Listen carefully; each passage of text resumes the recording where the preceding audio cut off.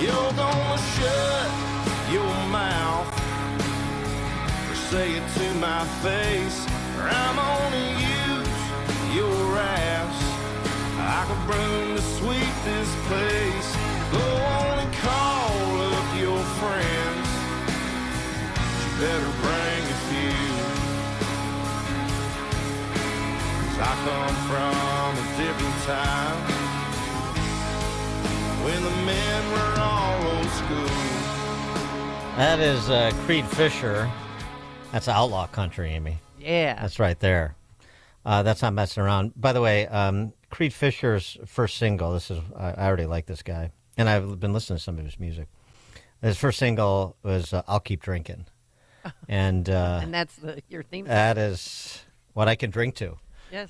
So Creed Fisher is a part of this, it really is an eclectic lineup, the Patriots Fest, which kicks off May 18th in Aurora. We've talked to Matt Healy, Matt Oakley, I'm sorry, and his father, Phil. Am I remembering that right? Phil Oakley? But it includes, so you go from outlaw country all the way across to Three Doors Down, to Big and Rich, to the Motor City Madman, Ted Nugent. It's pretty cool. Sounds like it's going to be pretty cool. Good mix of music, that's for sure. And it's all, remember, Patriots Fest to raise money to support charities that support our military men and women, Special Ops Survivors, Task Force Dagger, America's Future. That's all on their website, patriotsfest.com. That gives you the details. It's going to be, again, May 18th at the Piazza in Aurora. And you also get tickets at patriotsfest.com. And speaking of eclectic, so you've got the former host of MTV's 120 Minutes, Matt Pinfield, is essentially the MC for this wide range of musical artists. So it's going to be a good time. Although I got to tell you, I was looking at Creed. And by the way, is there a better name for an outlaw country guy than Creed? Creed Fisher's website, his upcoming dates. If in addition to Aurora, he's going to be in Illinois a little bit later in the summer, June 21st, and he's going to be in Sheffield, Illinois. And I know Sheffield, small town. It's in Bureau County. The county seat is Princeton, northwest Illinois. Oh. Bureau, Ogle, out that way. But he's going to perform on June 21st in Sheffield, Illinois, at the Psycho Silo Saloon, and that's a place I got to see. We got to get a T-shirt from there. I've been to Sheffield, but I have not been to the Psycho Silo Saloon, and I want to go. For more on the concert and his music, please be joined by Creed Fisher. Creed, thanks for joining us. Appreciate it. Thanks for having me, man. I appreciate it. And so, tell us about sort of your angle of interest in participating in this Patriots Fest. Why was this a festival that was important to you to make? Supporting our veterans is a huge part of my music. It has been since I first started. I'm big on supporting our veterans, our police officers. And so anytime I get a chance to help out in a cause like this, 100% of the proceeds are going to charities that support veterans. So I'm all about that stuff. And you call yourself, at least been reported that you're unapologetically a redneck American. What does that mean? It means I don't care what people think. I do say what I want, with no regard of what anybody says about it or thinks about it. Yeah. And before you were a country star, weren't you a football player for a while? Professional football player? Yeah, I come from Odessa, Texas, Friday Night Lights. Yeah. Stuff out there, and I played football for 9 years, minor league football for 9 years before I got into music. What position were you? I played linebacker. Okay. What does minor league football in West Texas look like?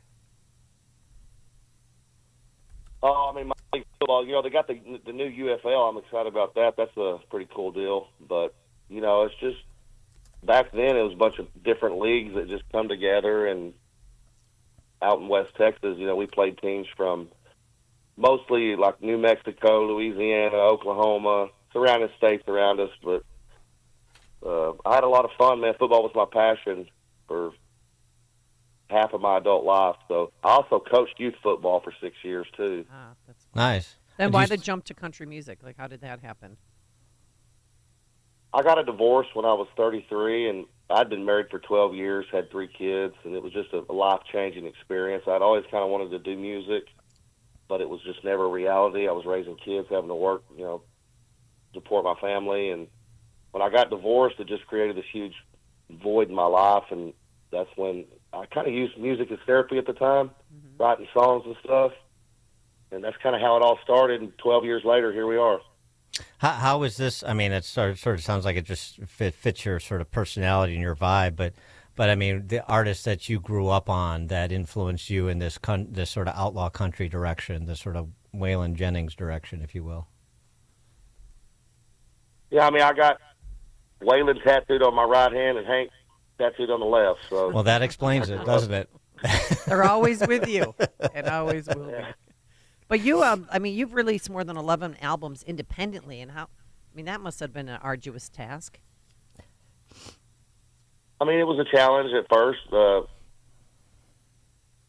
I kind of do everything backwards, to be honest with you.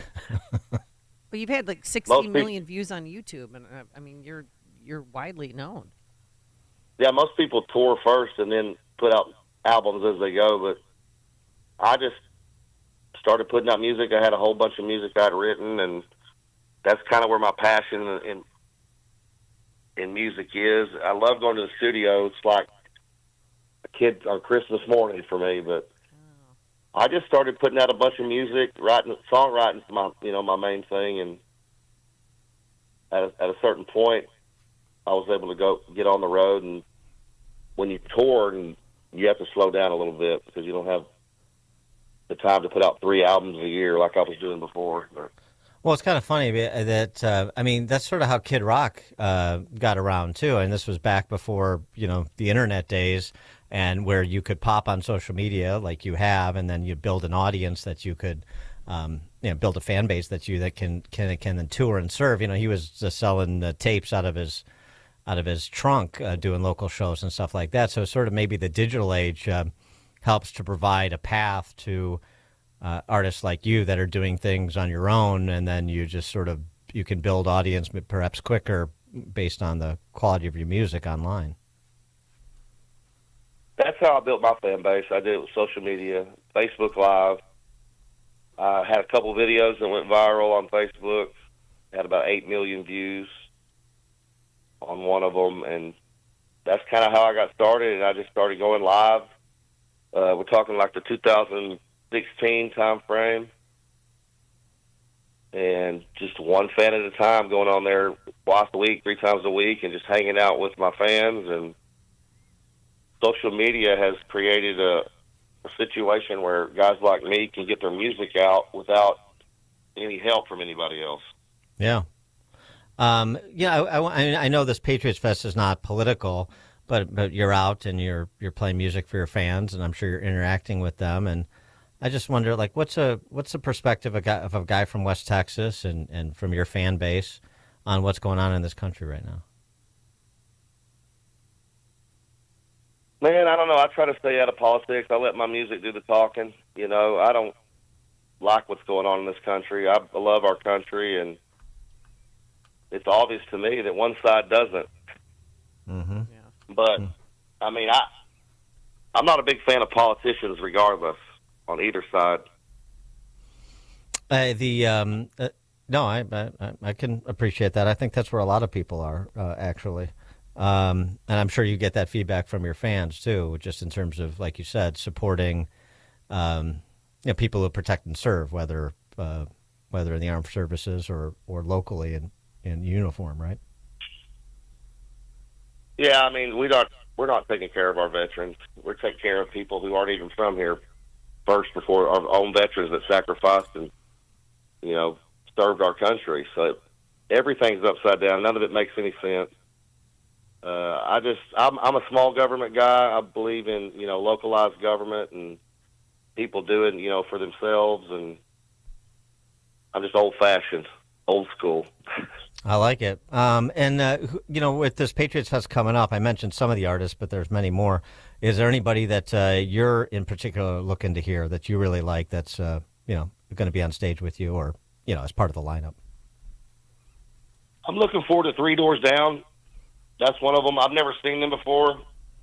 Ted Nugent was my first concert at 5 years old, so that's going to be cool.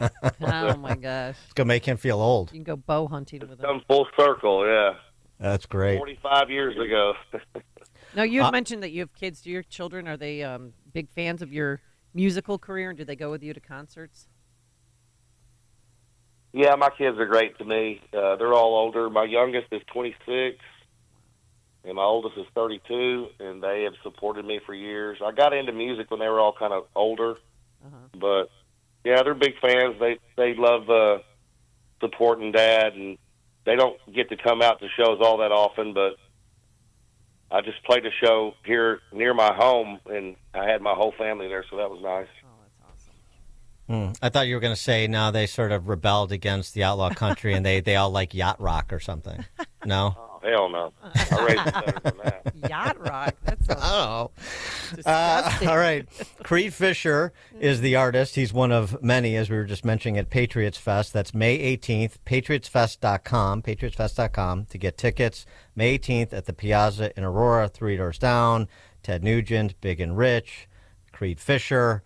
Get tickets. All the proceeds, as you heard Creed mention, go to support these great veterans organizations that we've mentioned and discussed we did discuss in some depth with Phil Oakley. So good time for a good cause, as they say. Creed Fisher, thanks so much for joining us. Have fun in Aurora. We appreciate it. Well, thanks for having me, man. I hope you guys get to come out. Thank you. Yes, we're going to try. And he joined us on our turnkey .pro answer line. It's like a hot, steaming cup of information to start your day. It's Chicago's Morning Answer on AM 560. The Answer.